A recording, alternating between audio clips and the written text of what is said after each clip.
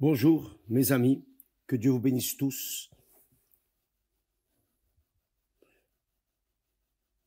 Que l'Esprit du Dieu très haut,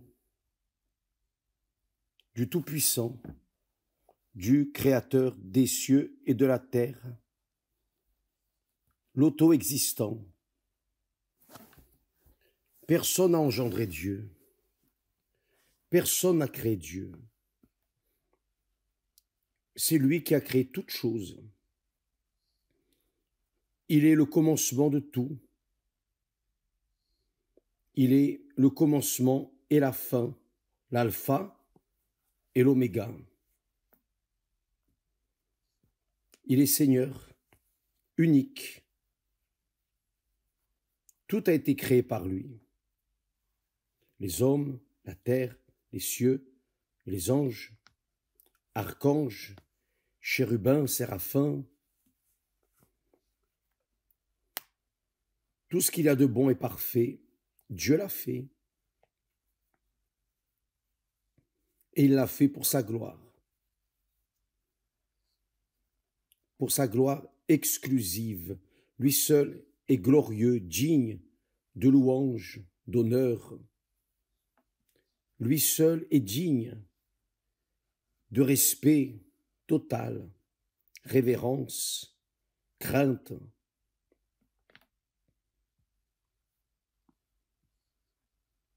Il n'a besoin d'aucun d'entre nous, de rien de nous. Mais nous avons besoin à 100%, nous dépendons à 100% de lui.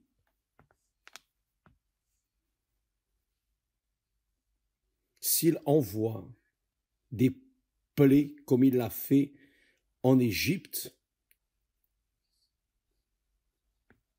exclusivement dirigées aux Égyptiens qui rendaient esclaves son peuple, vous imaginez, mes amis, quand nous avons vécu la plaie du Covid, combien de personnes sont mortes? Combien de personnes ont succombé? Combien de personnes se sont perdues? Des jeunes, des enfants, des vieux, tous, de tout âge. Vous savez pourquoi? Parce qu'il y avait une plaie dans l'air. Et cette plaie, mes amis, est du contrôle de Dieu. Je ne dis pas que Dieu a envoyé cette plaie, mais il a permis et permet les plaies dans ce monde pour que le monde vienne se tourner vers lui. Dieu est le Seigneur des seigneurs. Vous ne pouvez pas le questionner. On ne peut pas le questionner. Pourquoi tu fais cela? Non. Nous sommes des vers. Rien. Dieu n'a pas besoin de nous. Mais nous avons besoin de lui. Donc, que l'Esprit du Dieu très haut, le Tout-Puissant, vienne orienter votre compréhension, orienter votre intelligence, votre capacité, votre talent, pour que vous veniez comprendre que tout, sans exception, tout vient des mains de Dieu.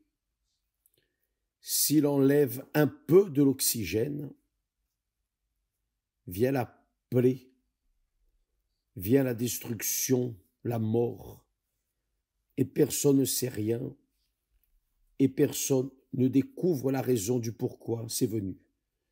Mais c'est le péché du monde agresse Dieu, car il a fait le meilleur, il a donné le meilleur, il a créé le meilleur. Et voici que ce monde est devenu pire à cause de la désobéissance d'Adam et Ève. Mais que faire?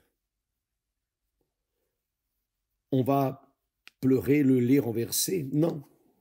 Nous allons regarder de l'avant. Nous allons regarder vers Dieu, vers lui. Peut-être que vous dites, pourquoi est-ce que je suis né? Pourquoi j'ai été engendré? Et vraiment, j'ai demandé, pourquoi est-ce que je suis venu dans ce monde à une certaine époque de ma vie? Pourquoi? Pourquoi est-ce que je suis venu dans ce monde? Je n'ai pas choisi de venir ici, mais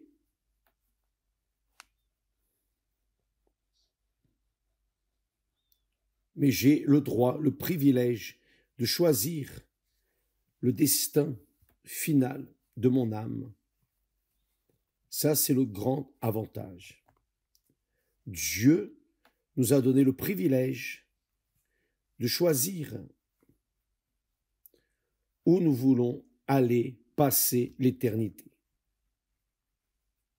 Donc, quand Dieu dit dans sa parole, parle dans sa parole, il parle pour alerter, pour sauver, pour tendre la main.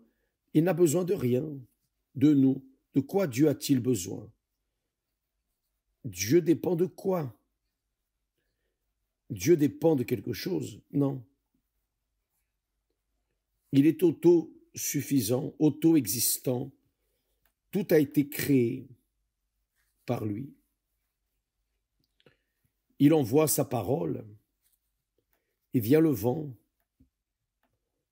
la tempête. Il envoie sa parole de nouveau et tout se calme. Seule sa parole est déjà suffisante. Juste sa parole est déjà suffisante. Il n'a pas besoin de mouvoir un seul doigt. Seule sa parole. Et il enseigne, il oriente et il traite avec nous qui sommes des vers, rien de plus que des vers. Il nous traite avec considération, avec respect, car il nous donne sa parole pour nous faire penser, pour nous faire méditer et découvrir sa sainte volonté. Il a dit aux sacrificateurs, aux Juifs,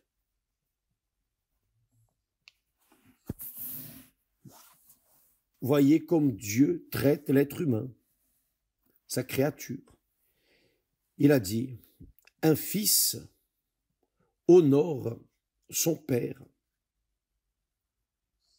et un serviteur son maître.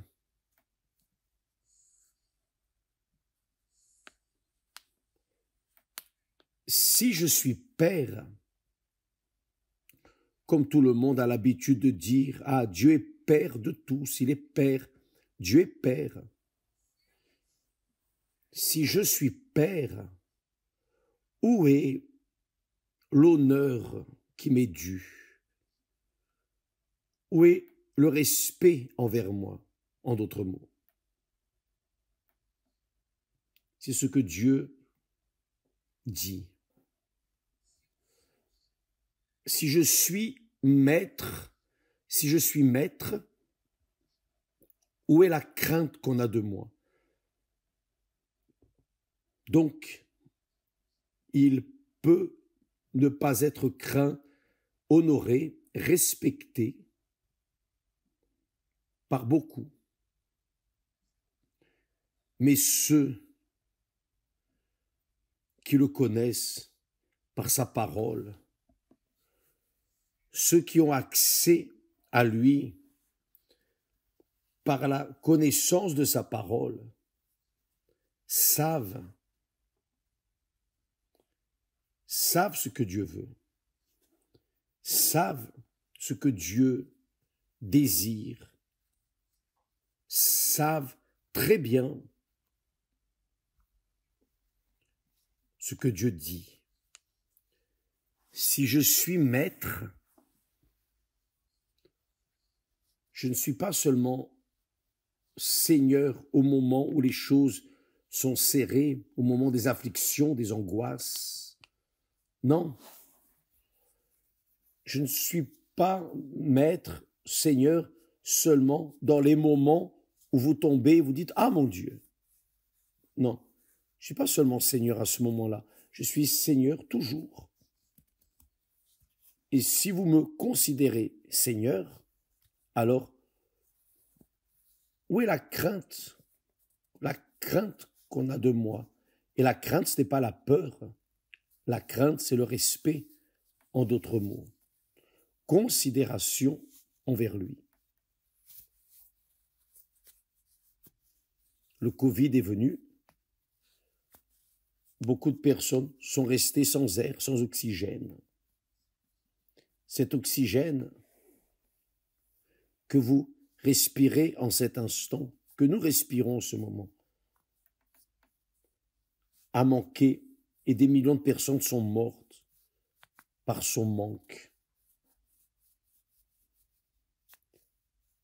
Dieu enlève un peu d'oxygène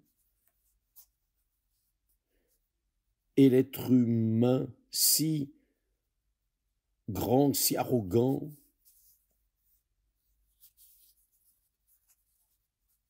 si quelque chose, il pense qu'il est quelque chose, descend au sépulcre. Les intelligents, les intellectuels, les sages, les grands connaisseurs,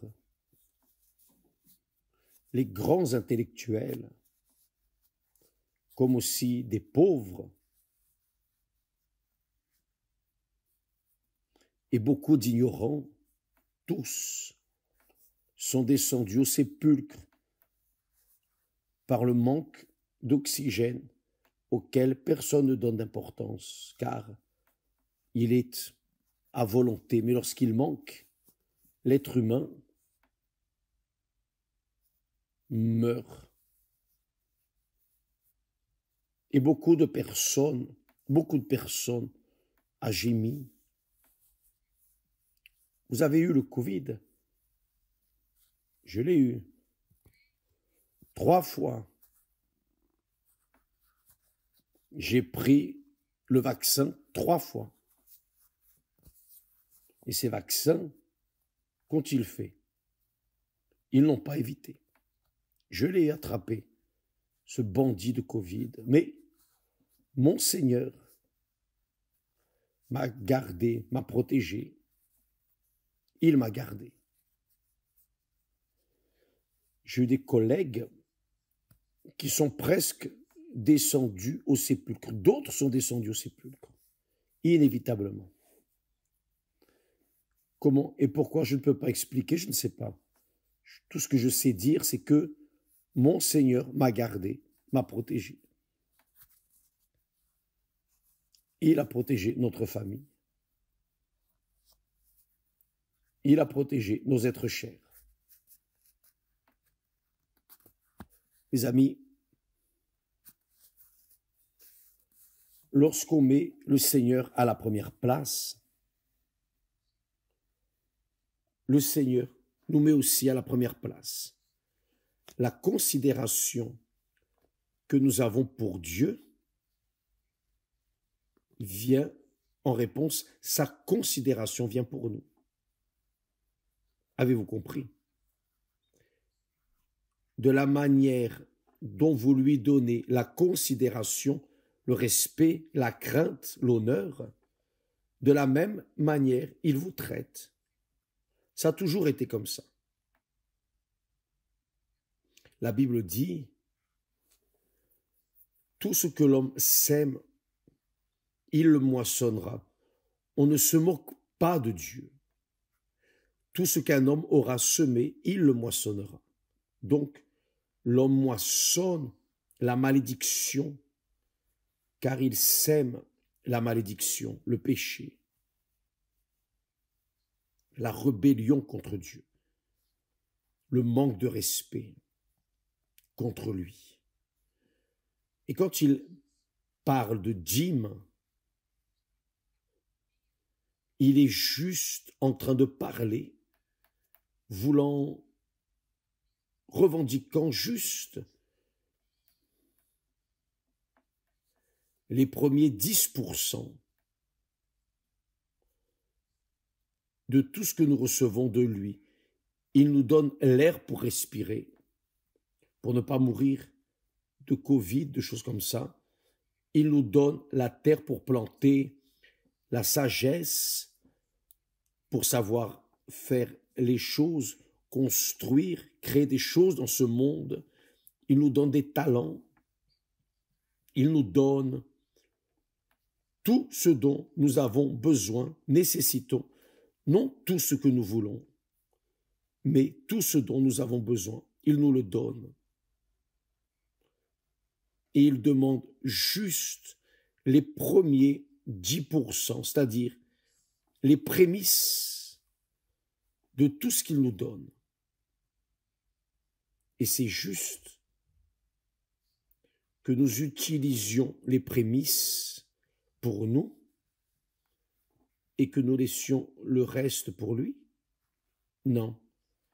Il n'a pas besoin de dîmes, il n'a pas besoin d'offrandes, il n'a pas besoin de vous, de moi, de personne, de rien. Il n'a besoin de rien, ni de ciel, car il a des armées d'anges. Mais quand il parle dans sa parole, c'est parce qu'il veut avoir une communion avec nous. Il veut que nous soyons en communion avec lui. C'est pour cela qu'il dit, le fils, un fils honore son père. Avant, c'était comme ça. Les parents honoraient, les enfants honoraient leurs parents. Et un serviteur, son maître. Et un serviteur, son maître. Si je suis père, où est l'honneur qui m'est dû? C'est-à-dire, si je suis le Seigneur, où est ma crainte, le respect envers moi et la considération avec laquelle nous traitons Dieu? Quand j'ai fait un défi avec Dieu, j'étais révolté, j'étais prêt à mourir, vivre ou mourir. C'était tout ou rien. Et ça, c'est la proposition de ce dimanche. Ce dimanche, nous allons faire un défi, la propre foi et aussi à la propre parole de Dieu. Nous allons mettre la parole de Dieu, mais sachez aussi que lorsque vous éprouvez Dieu, vous vous éprouvez vous-même. C'est ce qui m'est arrivé. Je ne méritais pas et je ne mérite pas rien de lui. Mais sa miséricorde, son amour, sa compassion et l'accomplissement de la parole engagée de lui envers nous nous a fait sortir de cette crise maudite que je passais. Il a fait cela. Donc ce que nous voulons, c'est que vous pensiez, utilisez votre intelligence juste un peu. Les personnes, utilisez un peu votre intelligence. Utilisez votre capacité de raisonnement. Dieu est en train de vous parler à moi, nous tous. Si je suis votre père, vous me considérez comme votre père, alors où est l'honneur qui m'est dû? Un fils honore son père. Où est mon honneur si je suis votre père? Si je suis votre Seigneur, où est le respect, la crainte envers moi? Pensez-y, mes amis. Dieu nous traite de manière presque d'égal à égal. Il nous traite avec tant de respect, d'amour, de considération, et il veut au minimum que nous venions lui rendre cela de la même manière. Donc dimanche, ce dimanche, nous allons aller vers le tout ou rien. Nous allons éprouver Dieu. Mais quand nous éprouverons Dieu, la première chose que nous éprouvons, c'est nous-mêmes. C'est cela. Et qui a le courage d'éprouver Dieu, aura le courage de s'éprouver soi-même. Tout comme vous donnez, vous recevez. De la même manière dont vous traitez Dieu, il vous traite. C'est ainsi que ça marche. Il n'y a rien de chance. Il n'y a pas de destin tracé. Rien de tout cela. Rien de tout cela. C'est le mensonge. Tout de la tromperie. Juste des conversations en l'air. Ça, c'est la réalité.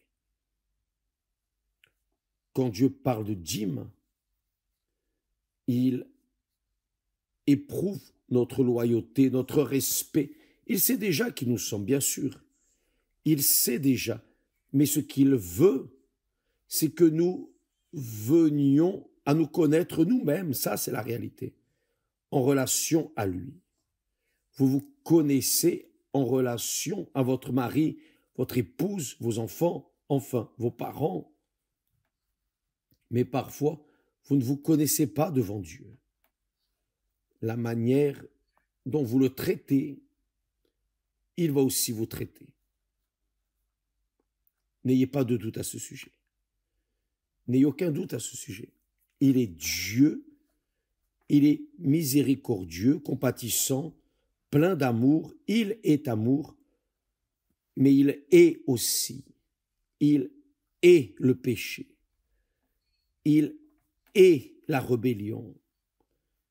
Il est ceux qui ne le craignent pas, ne le respectent pas, ne le considèrent pas. Il est ce genre d'attitude. Il aime le pécheur, bien sûr, tous les pécheurs, si bien que il a envoyé son Fils Jésus mourir pour nous.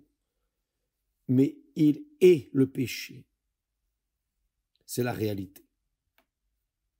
Donc, voyez, vous avez dû voir, là en Californie, les artistes se sont réunis pour fêter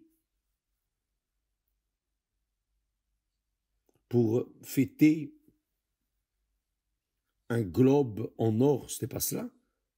C'est pas ça? Pourquoi sont-ils allés parler du nom de Dieu?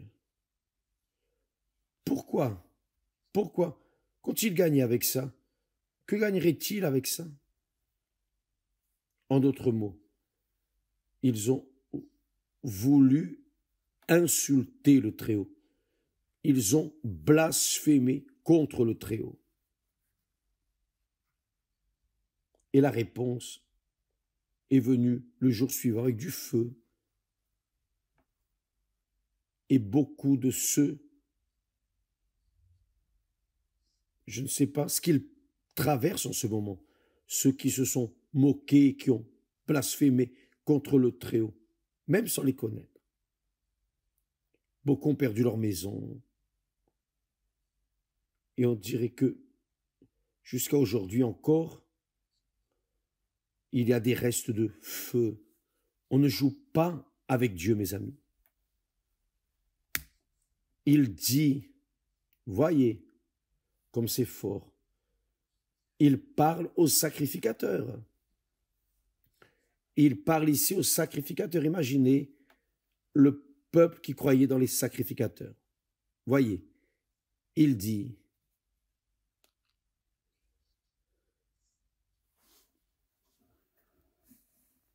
car depuis le lever du soleil jusqu'à son couchant, mon nom est grand parmi les nations. C'est-à-dire les nations, ceux qui ne sont pas juifs. Et même en n'ayant pas la connaissance, l'information de Dieu, même ainsi, ils le considèrent, ils le craignent. Il dit, car depuis le lever du soleil jusqu'à son couchant, mon nom est grand parmi les nations. Et en tout lieu, on brûle de l'encens en l'honneur de mon nom. Et l'on présente des offrandes pures, car grand est mon nom parmi les nations, dit l'Éternel des armées. Je crois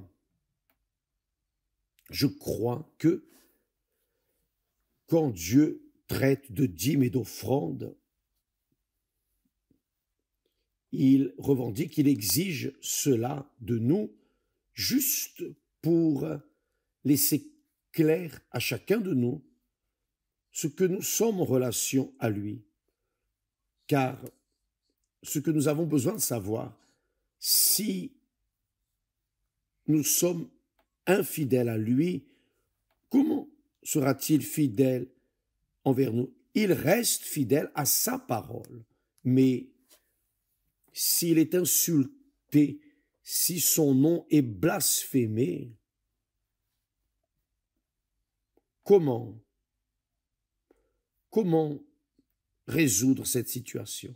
Donc, Dieu a permis, il met les dîmes et les offrandes, il a mis des sacrificateurs pour prendre soin des dîmes et des offrandes, parce que les dîmes et les offrandes représentent, typifient, symbolisent quelque chose d'important pour Dieu, qui est notre considération. C'est pas qu'il a besoin de ça, il n'a pas besoin, mais par le simple fait que la personne soit loyale, fidèle envers ses dîmes et ses offrandes, que la personne prend son salaire entre ses mains, son argent, son gain, et que la première chose à laquelle elle pense, c'est de séparer ses dîmes, les prémices, les premiers 10%, les premiers 10%.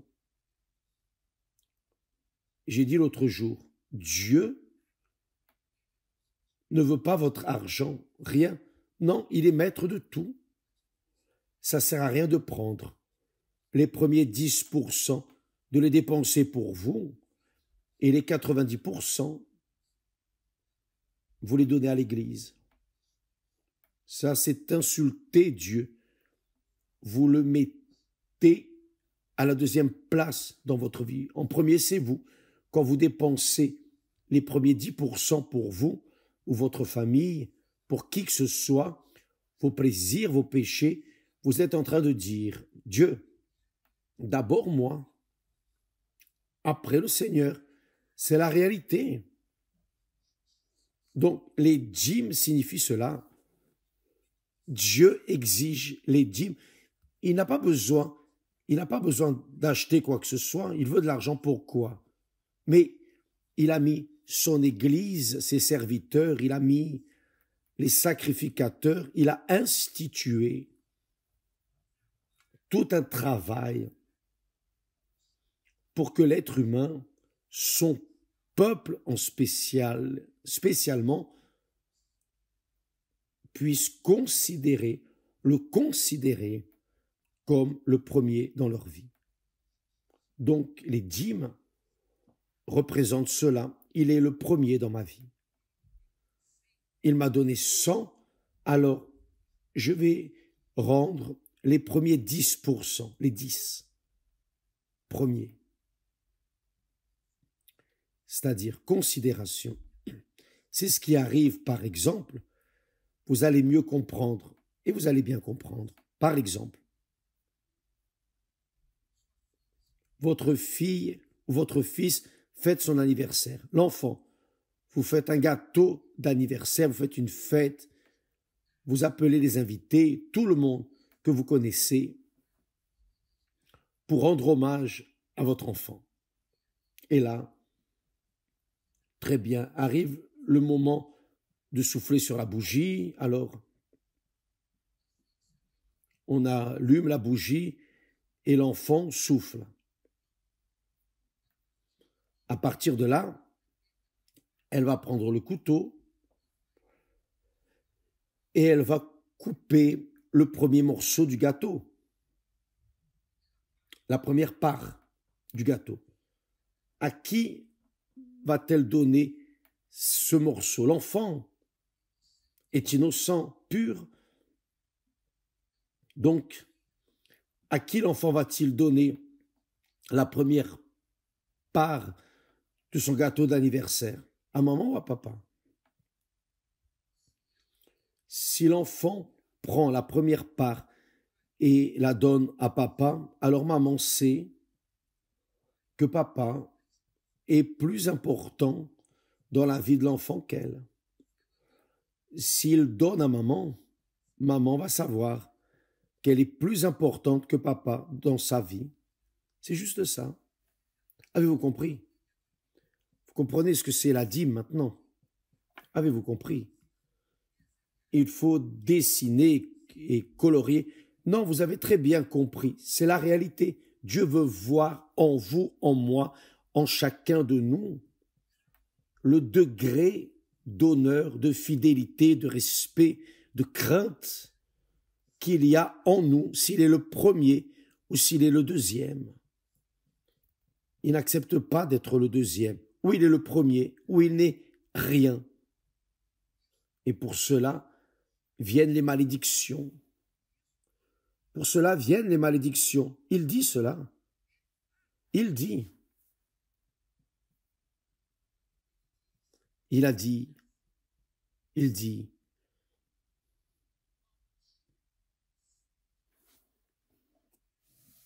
Maudit soit le trompeur, maudit soit le trompeur. Il parle de l'être humain trompeur qui a dans son troupeau un mâle et offre celui qui est l'amour que vous voulez de votre mari, de votre épouse, de vos parents. Ça ne peut pas être un amour fin. L'offrande ne peut pas être feinte, tachée. L'offrande doit être pure, impeccable. Et il dit, maudit soit le trompeur qui a dans son troupeau un mâle et qui voue et sacrifie au Seigneur une bête chétive. Car je suis un grand roi, dit l'Éternel des armées, et mon nom est redoutable parmi les nations. Donc, quand quelqu'un est infidèle à Dieu dans ses dîmes et ses offrandes, vous pouvez être sûr, le diable rit, le diable se moque de Dieu à cause de vous. Avez-vous compris, mes amis? Avez-vous compris?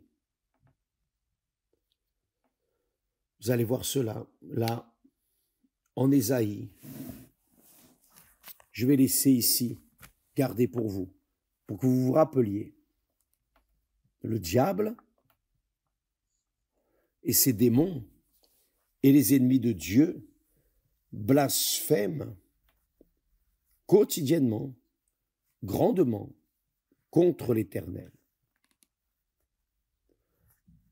À cause de ceux qui donnent parfois à Dieu le reste du gâteau, les restes du gâteau, les miettes du gâteau. Dieu n'accepte pas. Ou il est le premier dans votre vie, dans nos vies, ou il ne fait pas partie de notre vie. Et quand viennent les malédictions, on ne peut pas nous se plaindre. On ne peut pas avoir de la rage contre Dieu, car la vie est si mauvaise, si cruelle. Non, il n'a rien à voir avec ça. Vous avez planté, vous moissonnez. Je plante, je moissonne. Je moissonne aujourd'hui ce que j'ai planté hier. C'est l'intelligence que Dieu me donne. Je moissonnerai demain ce que je plante aujourd'hui. Il n'y a pas de doute à ce sujet. Si je plante une semence de justice, je vais cueillir les fruits de justice. Si je plante la semence de l'injustice, je vais moissonner le fruit de l'injustice. Je moissonnerai demain, certainement. Quel que soit le temps, je vais moissonner ce que je plante aujourd'hui. Vous aussi, nous tous. Donc, Nous n'allons pas, ah, mais Dieu est amour, miséricorde. Dieu est amour, miséricorde. Dieu est tout ce qu'il y a de bon, sauf que il est justice. Dieu est un Dieu de justice, de ce qui est correct, non de ce qui est erroné. Il ne passe la main sur la tête de personne. Rien de tout cela. Ce n'est pas.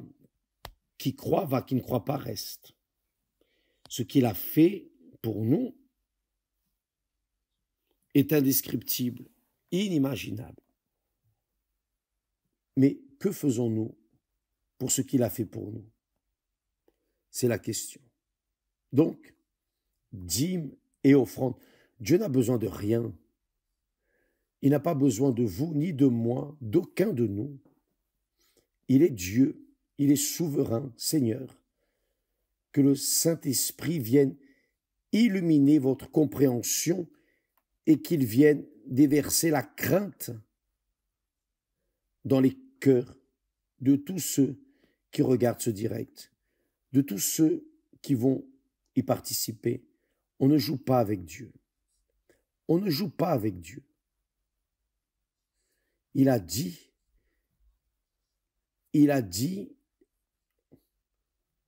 je maudirai vos bénédictions. Il avait déterminé des bénédictions pour Israël, mais il a dit aussi, je maudirai vos bénédictions. Pourquoi? Parce que le peuple s'est tourné contre lui. Israël a aussi payé un prix très haut. Il paye un prix très haut. Combien de vies sont parties à cause de cette fête infâme, maudite, où ils honoraient, ils ont mis là l'image de Bouddha, une des images, et ils ont chanté, enfin, ils ont insulté Dieu. Donc, la mort qui est venue en Israël, et aussi à ses ennemis, je demande, c'est Dieu qui a fait ça? Non. Dieu est injuste? Non. Sa parole reste la même. Sa parole ne revient pas sans effet, ne reste pas sans effet. Elle s'accomplit. J'ai déterminé, j'ai fait un pacte avec Abraham. Mais si les enfants d'Abraham n'obéissent pas, ils vont souffrir les conséquences de la désobéissance. Et souffrir. Et ils souffrent. C'est la réalité. C'est le peuple choisi, c'est le peuple choisi. Mais si ce peuple choisi se révolte, se rebelle contre le Très-Haut, il va souffrir les conséquences.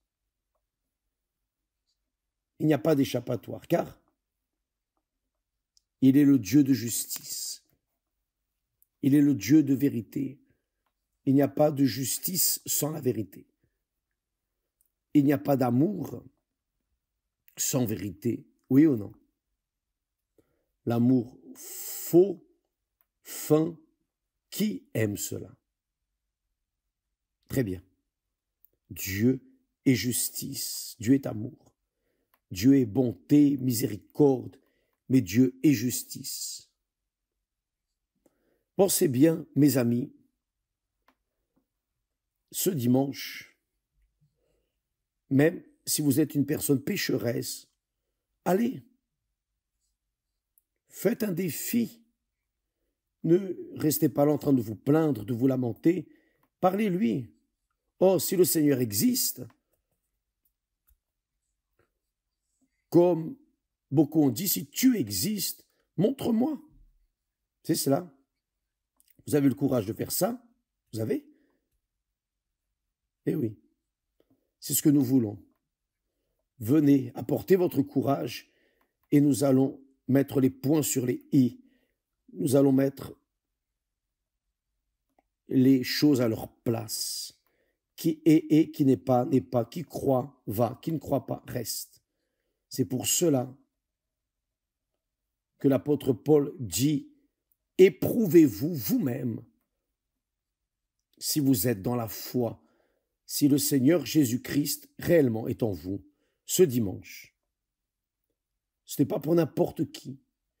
Que Dieu vous bénisse tous et à demain, au nom du Seigneur Jésus. Grâce à Dieu.